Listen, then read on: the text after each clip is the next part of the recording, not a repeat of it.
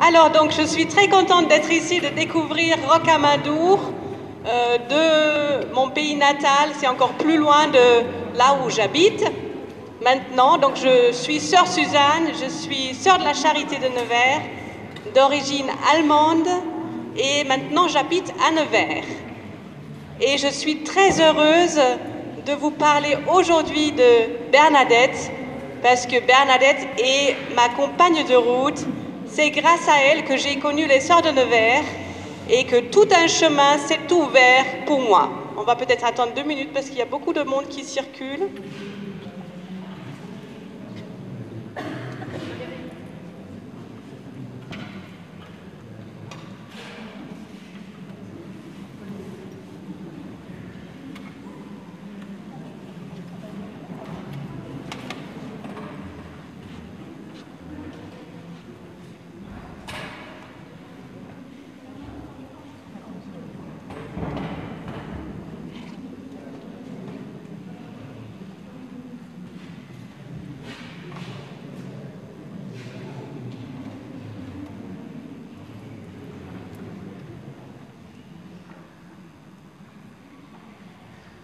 Voilà, c'est bon, c'est mieux. Alors, donc aujourd'hui, j'aimerais bien vous parler de Bernadette, femme de l'audace. Et pour ça, on va commencer d'abord par un texte biblique qui nous parle de l'audace de Bernadette. C'est un peu petit, je vais vous le lire. Frères, vous qui avez été appelés par Dieu, regardez bien. Parmi vous, il n'y a pas beaucoup de sages aux yeux des hommes, ni de gens puissants ou de haute naissance. Au contraire, ce qu'il y a de fou dans le monde, voilà ce que Dieu a choisi pour couvrir de confusion les sages. Ce qu'il y a de faible dans le monde, voilà ce que Dieu a choisi pour couvrir de confusion ce qui est fort. Ce qui est d'origine modeste, méprisé dans le monde, ce qui n'est rien, voilà ce que Dieu a choisi pour détruire ce qui est quelque chose, afin que personne ne puisse s'enorgueillir devant Dieu. C'est grâce à Dieu, en effet, que vous êtes dans le Christ Jésus, qui a été envoyé par lui pour être notre sagesse, pour être notre justice, notre sanctification, notre rédemption. Ainsi, comme il est écrit, celui qui veut s'enorgueillir, qu'il mette son orgueil dans le Seigneur. Ce texte parle de Jésus, de Marie, de Bernadette et de nous.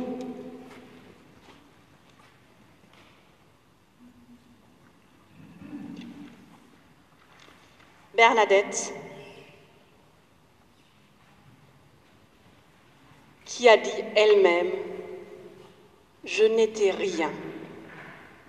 Et de ce rien, Jésus en a fait une grande chose. Comment est-ce que Bernadette a pu dire, je n'étais rien? Bernadette n'est pas née pauvre, elle le devient. Elle grandit dans le moulin de Boli, où elle mène une enfance heureuse. La première-née, aimée de ses enfants. Mais l'époque de Bernadette, c'est aussi l'époque de l'industrialisation. Le papa de Bernadette possède dans ce moulin un moulin qui fonctionne avec de l'eau. Mais l'industrialisation fait que les premiers moulins à vapeur commencent à fonctionner, à tourner. Et ces moulins sont beaucoup plus efficaces que le moulin du papa de Bernadette. C'est pour ça qu'il perd des clients. La famille devient de plus en plus pauvre. Il y a un changement dans la société que nous pouvons observer aussi aujourd'hui, avec le Covid, avec la révolution numérique. Le travail change, des personnes se trouvent au chômage et parfois ils perdent tout. Et la famille des Soubirous perd tout. Ils n'ont plus rien, ils ne peuvent plus payer le moulin, ils doivent quitter le lieu, leur demeure devient de plus en plus petite et à la fin, ils deviennent des sans domicile fixe. Ils n'ont plus rien. Et là, ils trouvent refuge dans le cachot. Voilà, bravo, vous connaissez l'histoire. Dans le cachot, un lieu insalubre. Une ancienne prison qui ne peut plus servir comme prison, tellement elle est humide, sale. Les fenêtres donnent sur le fumier. La famille, les 3 enfants, les 2 parents, vivent dans une seule pièce que vous voyez là, mais aménagée, parce qu'à l'époque, c'était que de la terre battue. Bernadette, qui avait du mal à respirer, avait encore plus de mal. Et là, quelqu'un m'avait soufflé tout à l'heure, Bartrès, la famille ne peut plus nourrir tous les enfants. Ils ont trouvé une solution, envoyer Bernadette à garder les brebis à Bartrès. Une bouche de moins à nourrir.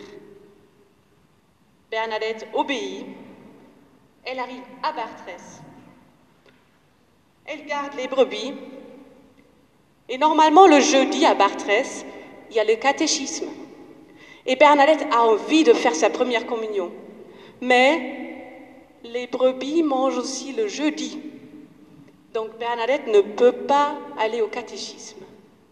Mais quand on a un vrai désir, et nous le savons tout dans notre vie, le désir est plus fort que tout et nous permet d'aller en avant, nous pousse à faire des choix. Et là, Bernadette a fait un choix. Regardons.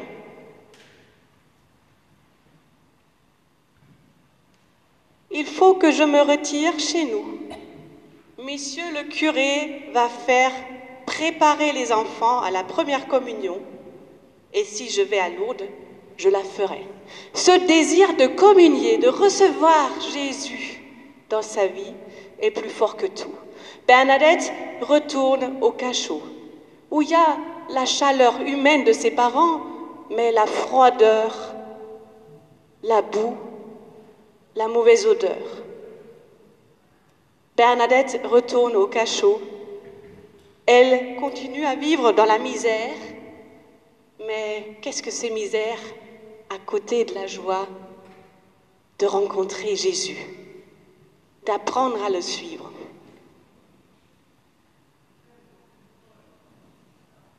La famille fait partie des pauvres.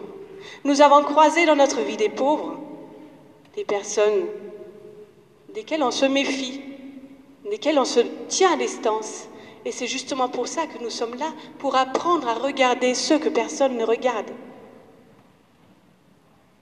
Ceux qui sentent mauvais. Bernadette sent mauvais, elle ne peut pas se laver tous les jours. Et quand il y a quelqu'un qui est pauvre, qui n'est pas comme les autres, qui ne peut pas s'habiller comme les autres, on ne fait pas forcément confiance. Il y a le soupçon qui s'installe. Et là, on pense que le papa a volé. C'est une famille de voleurs. Qu'est-ce qu'ils n'entendent pas, les Soubirous? Bernadette, on appelle la petite merdeuse. La petite merdeuse qui sent mauvais, qui n'est bonne à rien. Je crois que nous avons tous fait l'expérience de regards qui jugent, qui nous dévisagent, d'insultes. Ça nous blesse au plus profond de notre existence. Et parfois, des regards, des mots restent inscrits dans notre vie. Telle personne m'a dit telle chose. Peut-être qu'elle a raison. Peut-être que c'est vrai que je ne vaux rien. Peut-être que c'est vrai que je suis une petite merdeuse. Bernadette a 14 ans, quand elle entend ça, elle croit vraiment qu'elle ne vaut rien. Et en plus, le papa, qu'on soupçonne d'avoir volé, il a fait 1 semaine de prison. Une fois qu'on a fait de la prison, on n'est plus regardé comme les autres. Famille de voleurs.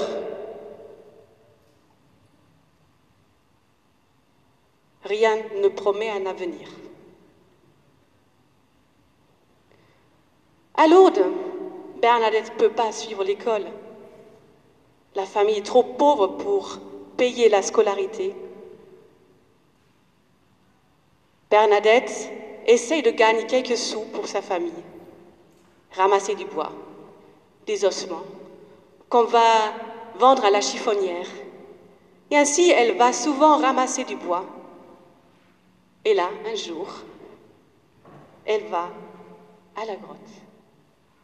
Et là, l'audace de Bernadette commence.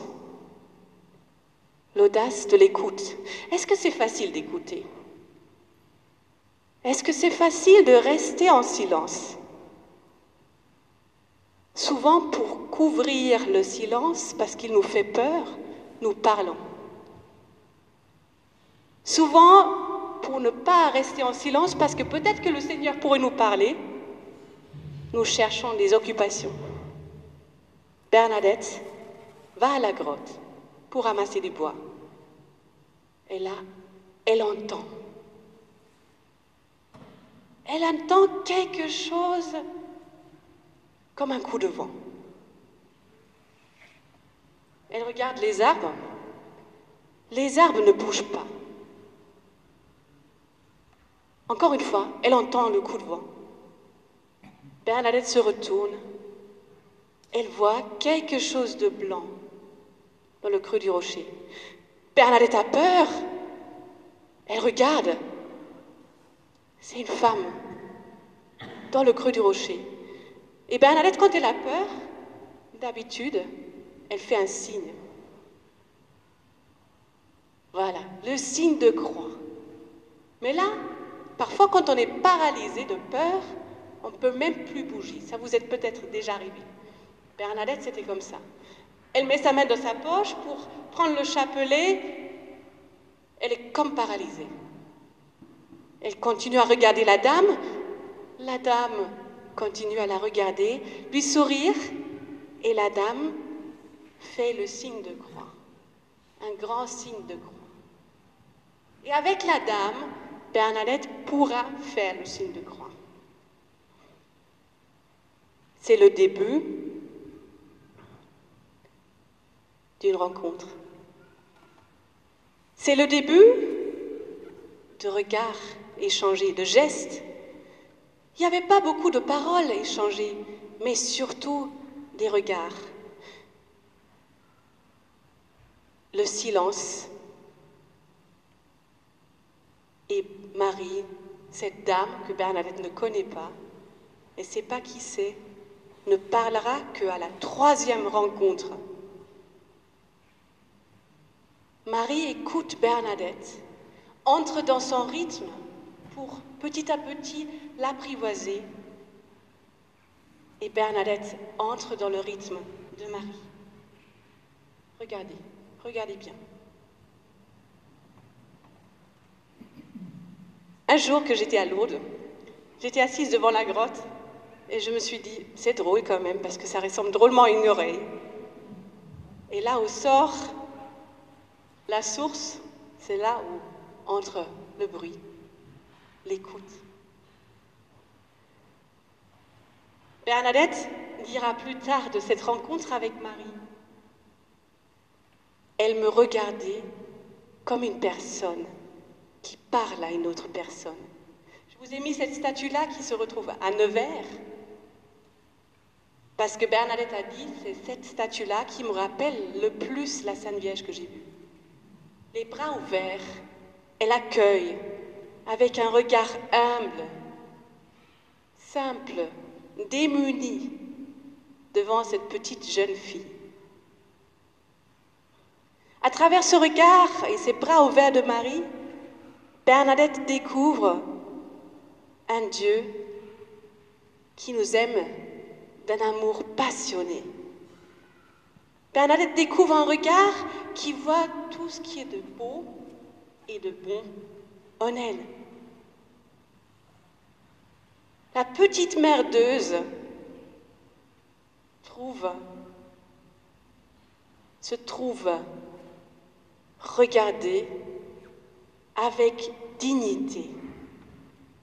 Bernadette découvre à travers ses rencontres avec Marie que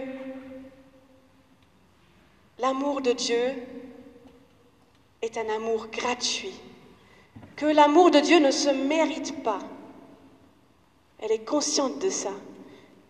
C'est parce que j'étais la plus pauvre, la plus ignorante, que la Sainte Vierge m'a choisie.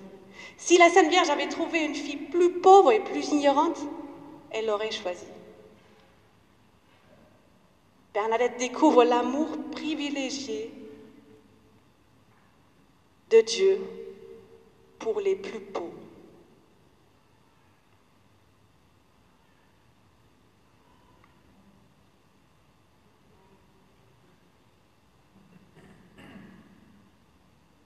Et puis un jour, Marie, cette dame que Bernadette ne connaît toujours pas, demande à Bernadette de boire à la fontaine. Alors, il s'arrive, pour Bernadette, ça arrive la même chose qui nous arrive aussi dans notre vie. D'abord, nous aussi, nous avons fait l'expérience de regards qui sont allés plus loin, qui ont vu ce qui est de beau et de bon en nous. Et ça nous a donné de l'élan de la confiance, l'audace de la confiance. Bernadette entre dans cette confiance. Et un jour, donc, la dame demande à Bernadette de boire à la fontaine. Bernadette va vers le gave, parce que c'est là où elle voit de l'eau, mais non, la dame lui fait signe de voir à l'intérieur de la grotte. À l'intérieur de la grotte, ça ne donne pas envie de creuser, sincèrement. Parce que la grotte, c'était la tutte aux cochons. C'est là où se réfugiaient les cochons. Donc, ce n'était pas seulement la boue, les excréments des cochons. Mais Bernadette, elle en rit encore quand elle en parle. Acquéro m'a dit, allez boire à la fontaine et vous y lavez. Ne voyant pas d'eau, j'allais au gave. Mais elle me fit signe avec le doigt d'aller sous la roche. J'ai trouvé un peu d'eau, comme de la boue, si peu qu'à peine je pus en prendre au creux de la main. 3 fois, je la jetai, tellement était sale. À la 4e fois, je pus. Bernadette en rit encore, et quand on demande, mais qu'est-ce que tu as fait? Pourquoi tu es allée là à creuser? Elle a dit, j'ai obéi. L'audace de faire confiance à une personne. Mais qu'est-ce qui s'est passé autour de Bernadette? Autour de Bernadette, déjà des foules suivaient Bernadette pour voir ce qui se passait à la grotte. Il y a ceux qui croyaient, ceux qui ne croyaient pas et ceux qui voulaient juste voir le spectacle. Et là, qu'est-ce qu'ils voient? Normalement, ils voient Bernadette dans l'extase, dans la beauté de l'extase. Et là, ils voient Bernadette à genoux dans la boue, dans les excréments des cochons, qui creuse dans cette terre boueuse, qui se met de la boue sur le visage, qui boit de l'eau bueuse. Les gens sont choqués. Ils sont tellement choqués qu'ils s'en vont. Une dame est tellement choquée qu'elle lui donne une gifle. Bernadette, giflée, au visage défiguré, nous rappelle un autre visage défiguré, giflé, le Christ. Mais quand nous regardons Jésus sur la croix, nous voyons de son côté ouvert jaillir des fleuves d'eau vive. Et Bernadette découvre à la grotte des fleuves, une source jaillissante de l'eau claire. Elle découvre.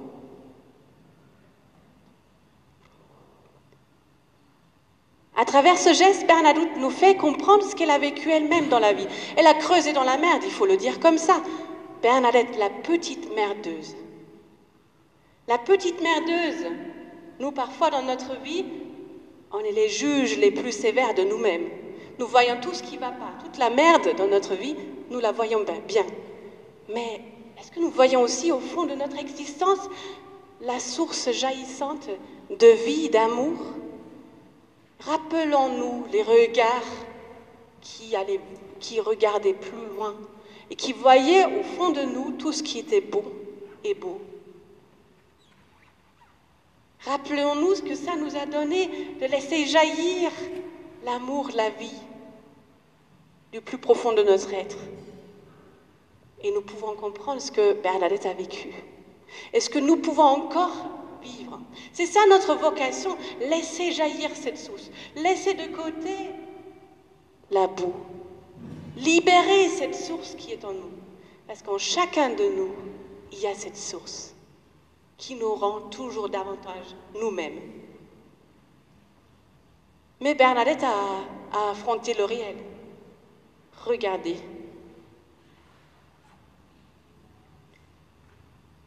Tout le monde vient la voir.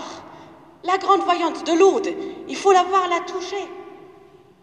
En 3 semaines, je vous rendrai riche et célèbre, dit un monsieur. Il veut amener Bernadette à Paris, au théâtre.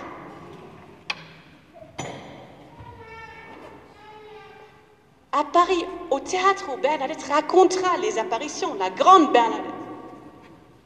Bernadette répond, « Non, monsieur, je préfère rester pauvre. » Vous devez être bien vertueuse pour que la Sainte Vierge vous ait choisie. Oh, si vous saviez, si la Sainte Vierge avait trouvé une fille plus pauvre et plus ignorante, elle l'aurait choisie. Bénissez-nous. Je ne suis pas prêtre. Il faut qu'on te fasse belle pour le photographe. Oh, je suis assez belle comme ça. Vous devriez devenir carmélite, entrer chez nous, dans notre ordre. Ma sœur, vous avez suivi votre vocation, moi, je vais suivre la mienne. Il paraît que vous faites des miracles. J'y suis pour rien. Vous pouvez me confier les secrets que la Sainte Vierge vous a confiés. Je les porterai au grand archevêque, ami du pape. La dame a dit de ne le dire à personne. L'archevêque et le pape, c'est des personnes. Venez essayer notre cornette. Oh, un vrai tunnel. Voici Bernadette, audacieuse de répondre et audacieuse de suivre son chemin. Voilà, c'est parce que j'étais la plus pauvre et la plus ignorante que la Sainte Vierge m'a choisie. Il y a des interrogatoires. On veut empêcher Bernadette de retourner à la grotte. Elle attire du monde. Le pouvoir public a peur de perdre son pouvoir. Bernadette dit toujours la même chose. Elle ne se contredit pas. On la traite de menteuse, mais il n'y a rien à mentir. Bernadette dit simplement « Je suis chargée de vous le dire, pas de vous le faire croire. » Quelle audace! Je n'ai pas peur parce que j'ai toujours dit la vérité.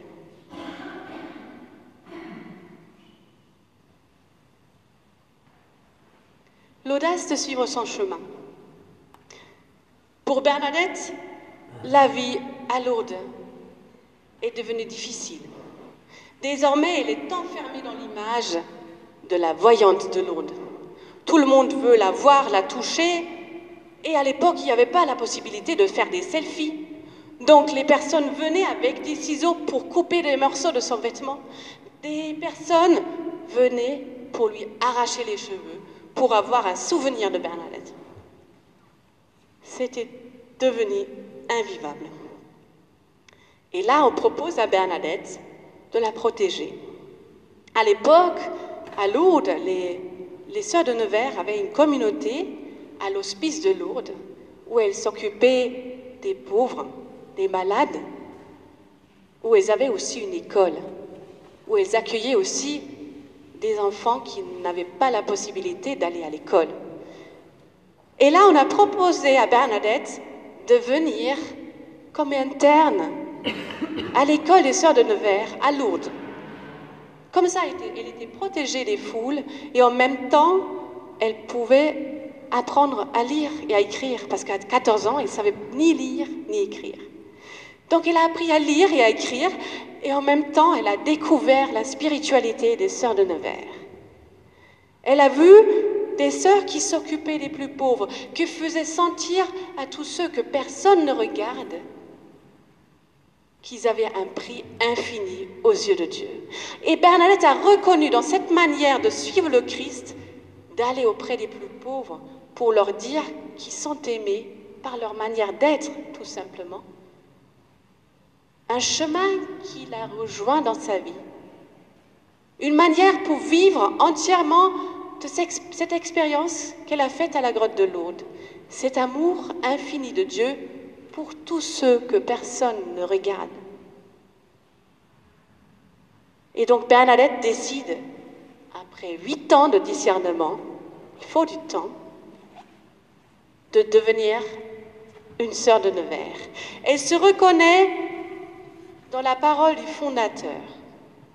Le fondateur qui a dit « N'ayez point d'autres affaires que celles de la charité, point d'autres intérêts que ceux des malheureux. » Quand on parle aujourd'hui d'affaires et d'intérêts, on ne pense pas à la charité aux pauvres, on pense à la bourse. C'est assez intéressant. Mais Bernadette, quand elle a entendu cette phrase-là, « N'ayez point d'autres affaires que celles de la charité, d'autres intérêts que ceux des malheureux », elle s'est encore une fois reconnue. La plus malheureuse de Lourdes a fait l'expérience de l'amour de Dieu, de cette charité de Dieu qui nous relève, qui se penche vers les plus pauvres. Et donc, un jour, elle va vers la supérieure, la voilà, pour lui dire « Ma sœur, maintenant, ma mère, maintenant je sais où me faire religieuse. Où donc, ma fille? Chez vous, ma chère mère. J'aime les pauvres, j'aime soigner les malades, je resterai chez les sœurs de Nevers. »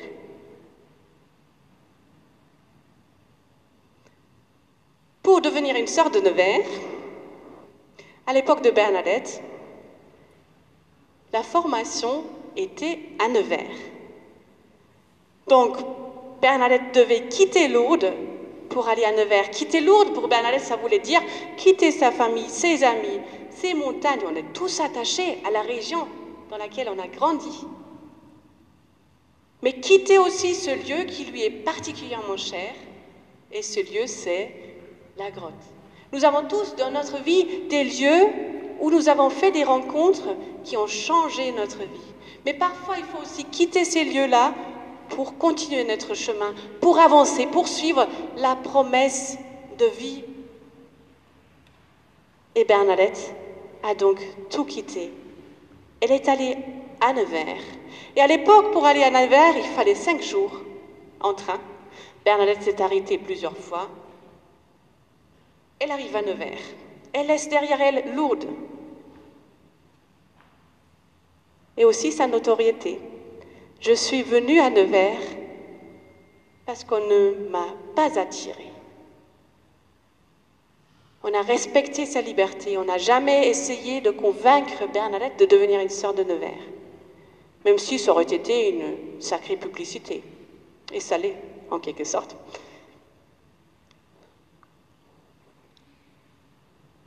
Bernadette arrive à Nevers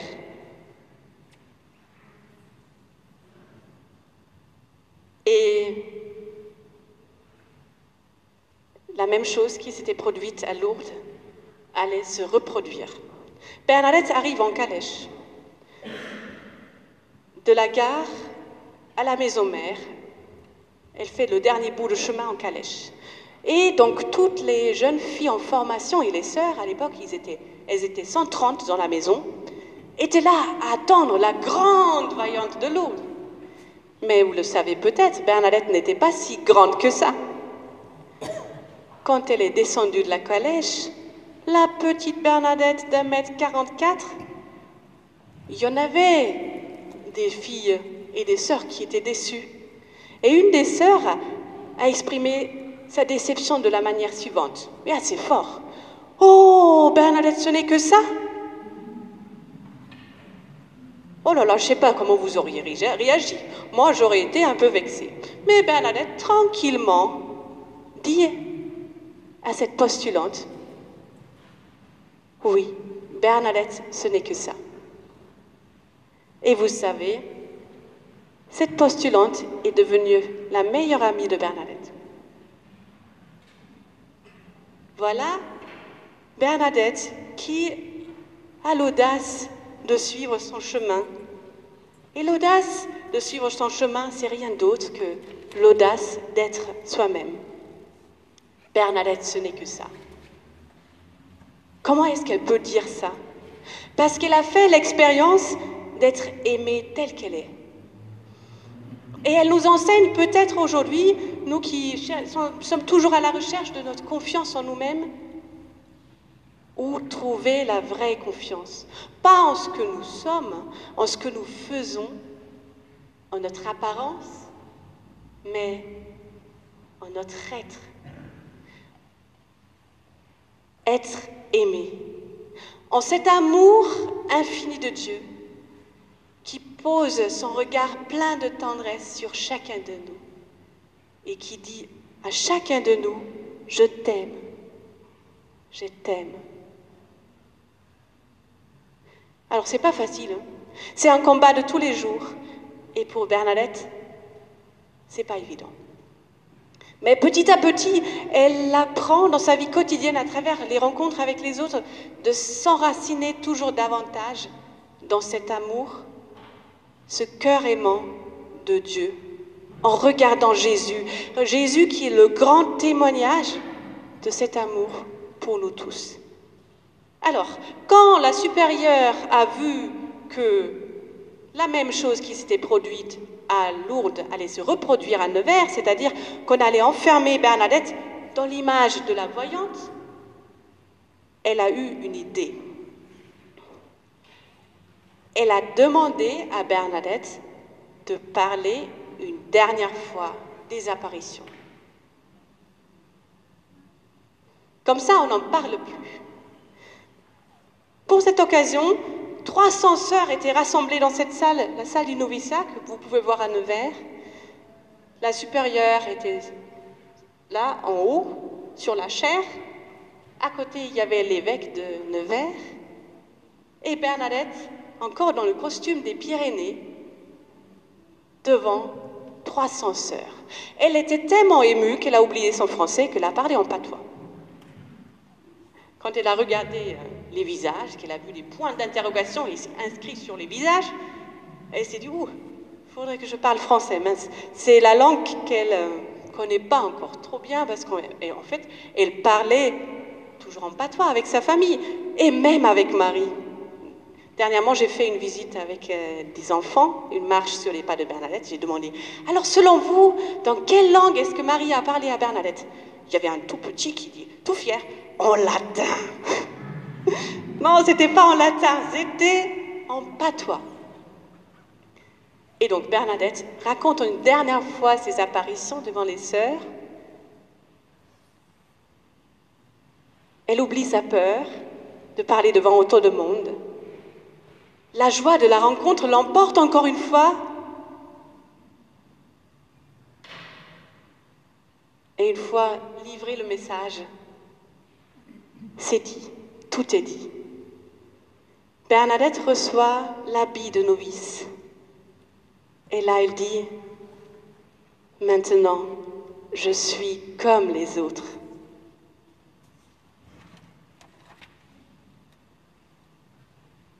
plus rien ne la distingue plus des autres.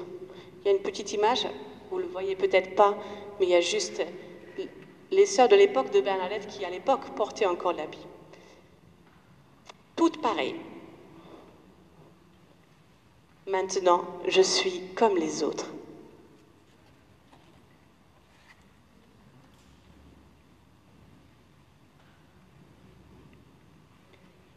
Après, Bernadette suit donc sa formation au noviciat. Et normalement, après 1 an de formation au noviciat, les jeunes filles faisaient leur premier vœu et étaient envoyées comme sœurs dans les communautés auprès des plus pauvres. Et vous pouvez vous imaginer que Bernadette, qui se sentait solidaire des plus pauvres, n'avait qu'un désir, aller auprès des plus pauvres, leur témoigner par sa manière d'être et de faire cette tendresse infinie de Dieu pour les plus pauvres, cet amour privilégié de Dieu pour les plus pauvres. Mais toutes les autres jeunes sœurs sont envoyées en mission auprès des plus pauvres. Bernadette ne reçoit pas d'envoi. Et là, ce qui arrive à Bernadette est certainement déjà arrivé à nous aussi. Parfois, dans notre vie, on a des projets, des rêves, et à un certain moment, on se rend compte que la vie fait que nous ne pouvons pas réaliser nos projets, nos rêves. Alors il faut apprendre à faire avec. Bernadette, on ne l'envoie pas auprès des plus pauvres parce qu'elle a une santé fragile déjà. Elle a de l'asthme, elle a des douleurs dans les articulations. À l'époque, on ne sait pas encore que ce sera le début d'un cancer des os. Donc on la garde à Nevers. On la garde à Nevers où Bernadette ne pourra pas faire grand-chose. Bernadette a 23 ans. À 23 ans, on a envie de changer le monde. On y croit, on veut aller en mission, tout est possible. Et là, Bernadette, en quelque sorte, apprend que rien n'est possible. Accueillir la vie telle qu'elle est, et en plus, pendant ces 13 années qu'elle reste à Nevers, aussi les autres tels qu'ils sont, c'est pas évident.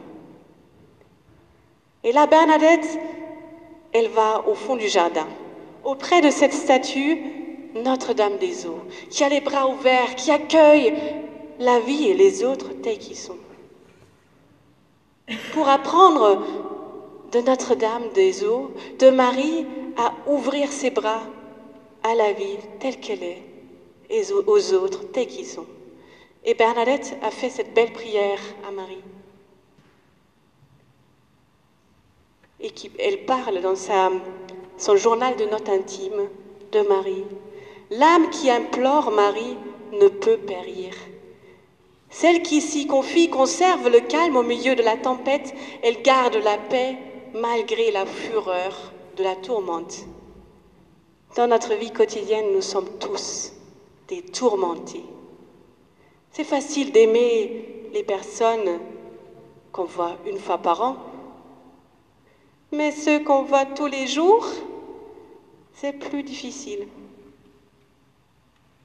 C'est marrant parce que chaque fois que je le raconte, il y a des couples qui font signe. Mais je peux vous dire, hein, s'il y avait des sœurs assises l'une à côté de l'autre, elles feraient pareil. Parce que de mon expérience de sœur, je peux vous dire, c'est pas facile non plus de vivre en communauté. Accueillir l'autre tel qu'il est, c'est pas facile.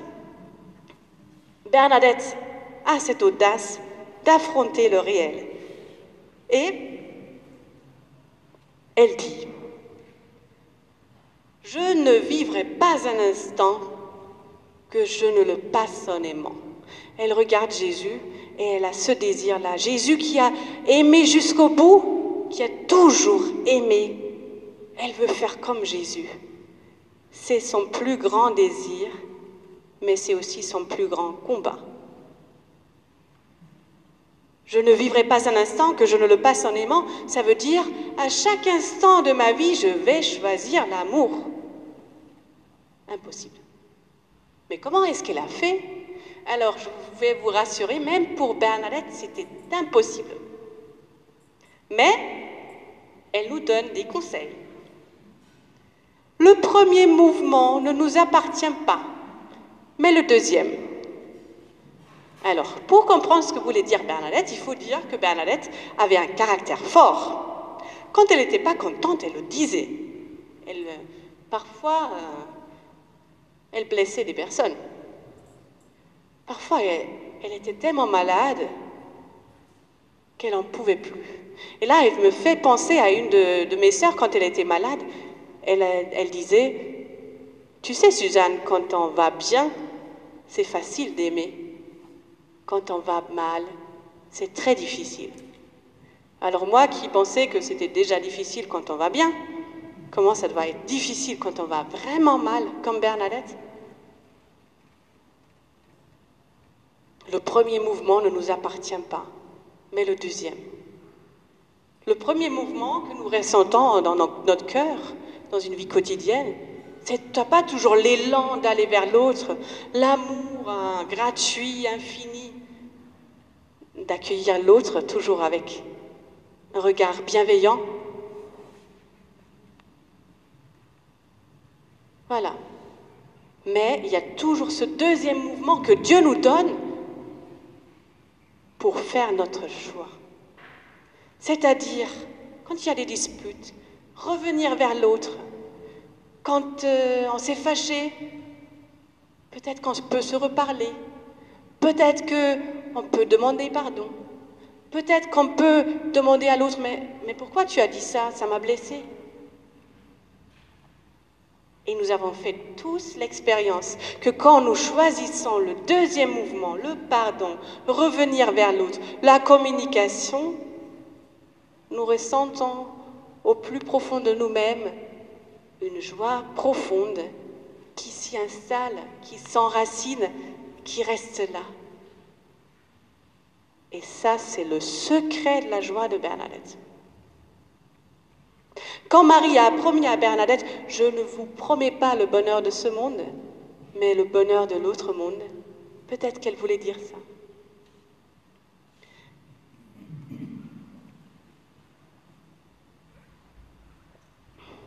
L'audace d'affronter le réel, de ne pas obéir au premier mouvement. Bernadette en fait l'expérience aussi parce qu'elle travaille comme infirmière. C'est dur de voir la souffrance des autres. C'est dur parfois aussi d'être impuissant, ne pouvoir rien faire, de pouvoir seulement être là. C'est dur parce que parfois, Bernadette, elle voit des plaies horribles de ses sœurs. Et puis, elle s'occupe aussi, comme à l'époque, c'est la guerre franco-prussienne, elle s'occupe aussi des soldats blessés. Elle ne fait pas de différence entre les Prussiens et les Français. Elle dit de toute façon, ils font leur métier. Et elle les guérit avec beaucoup de dévotion, beaucoup d'amour. Et devant une plaie horrible d'une sœur, Bernadette dit, plus le pauvre est dégoûtant, plus il faut l'aimer. Ça nous montre que Bernadette, elle a eu le courage de dire, il est quand même dégoûtant.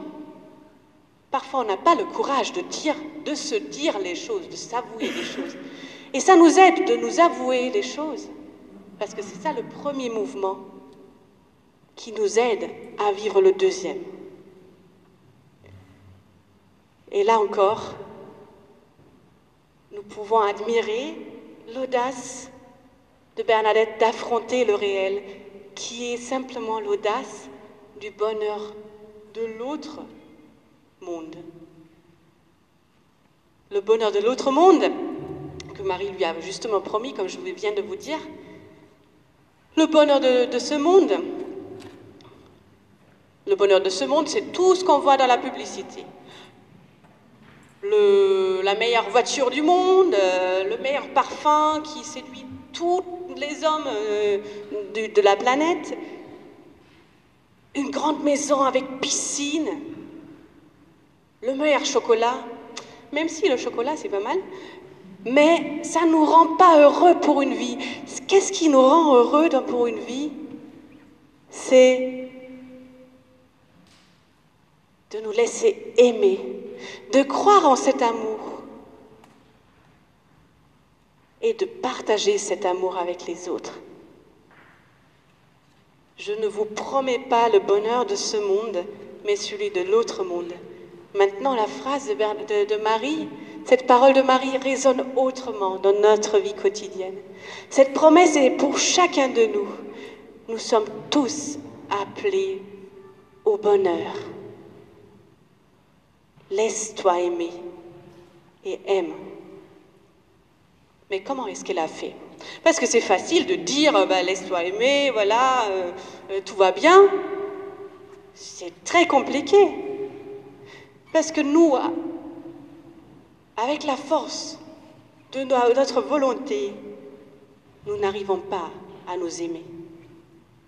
Mais c'est qu'en entrant petit à petit dans le regard bienveillant de Dieu sur nous, entrer dans son regard qui nous donnera de nous laisser aimer. Et là, nous parlons de Bernadette, de son audace, de l'abandon. Parce que pour arriver à aimer, Bernadette a le même problème que nous. Parfois, nous savons exactement ce qu'il faut faire pour vivre l'amour, mais nous n'y arrivons pas. Nous sentons en nous toutes les résistances possibles. Et ça, c'est la même chose pour Bernadette. Nous savons quoi faire, mais nous n'y arrivons pas. Quand nous sommes fâchés, nous savons ce qui suffirait, ce serait juste de regarder dans les yeux des autres. Et quand nous regardons dans les yeux de celui avec qui on est fâché, on n'est plus fâché. Mais justement, on baisse le regard. Petit exemple, voilà. Bernadette, pour entrer toujours davantage dans la joie du deuxième mouvement, dit cette belle prière. Mon Jésus, venez croître en moi malgré mes résistances. Là, encore une fois, Bernadette reconnaît ses résistances. Et ça lui coûte énormément de dire cette prière-là. Venez croître en moi malgré mes résistances. Parce que c'est déjà une ouverture de prononcer ces paroles-là.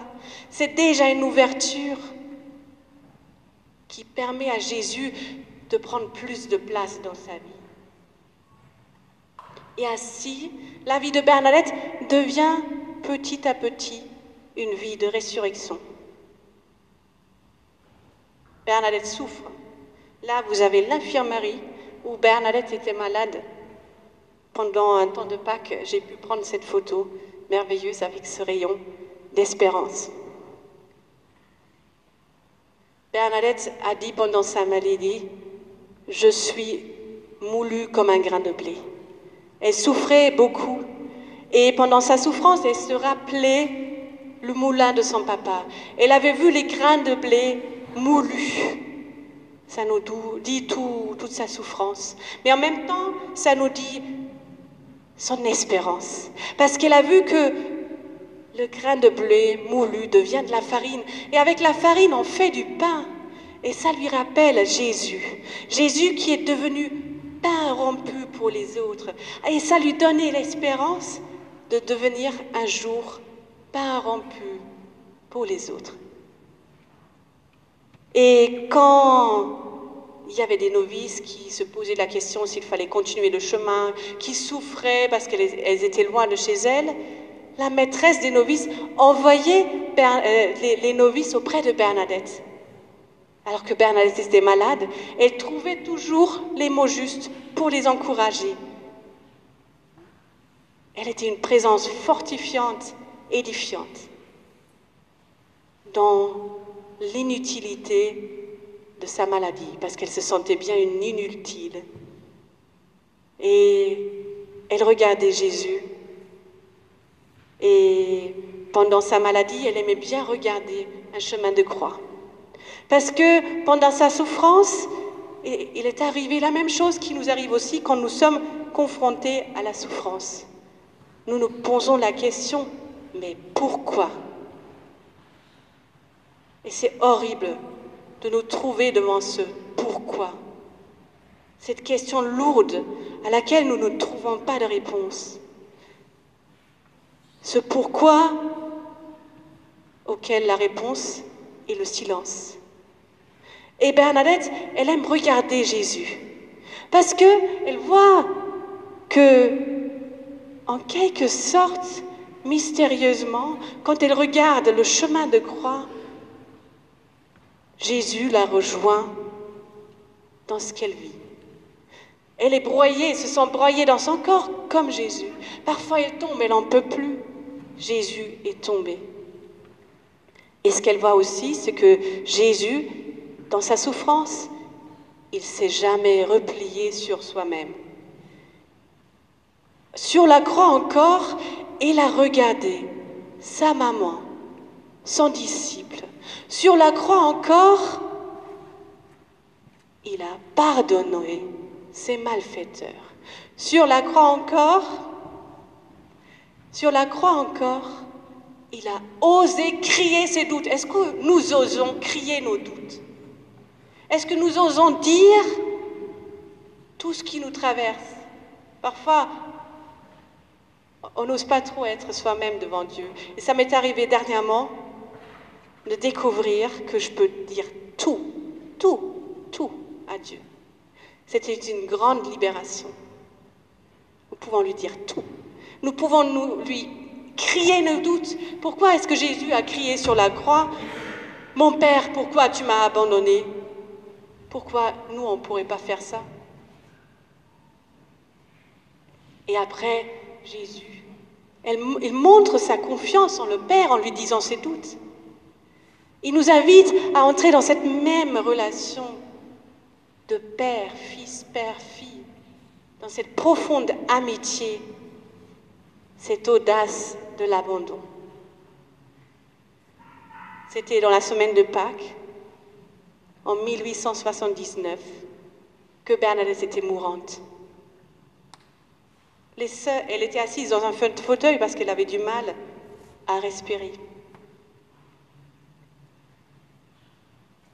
Les sœurs étaient autour d'elle pour prier le chapelet et Bernadette a rejoint le dernier « Je vous salue Marie » en disant « Priez pour moi, pauvre pécheresse ». Bernadette se reconnaît pécheresse comme nous tous. Elle n'est pas meilleure que les autres. Ensuite, Bernadette, avec ses dernières forces, fait un dernier signe. Le premier signe qui a été échangé entre Marie et Bernadette. Le signe de croix. Et il faut s'imaginer une personne mourante qui a plus de force. Normalement, on n'arrive même pas à bouger son bras. Mais là, Bernadette, avec toutes ses forces, ses énergies, voilà à quoi sert une volonté forte.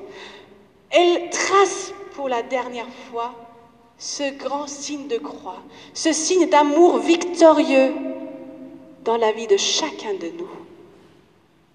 Après, elle ouvre ses bras et elle remet son esprit.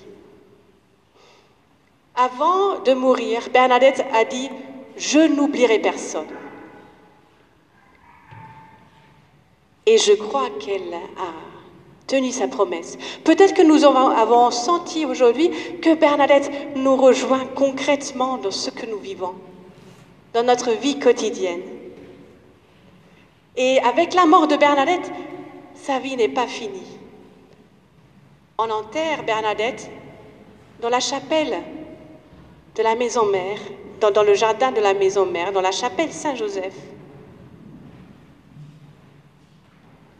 Elle repose dans la chapelle pendant 46 ans, dans la terre.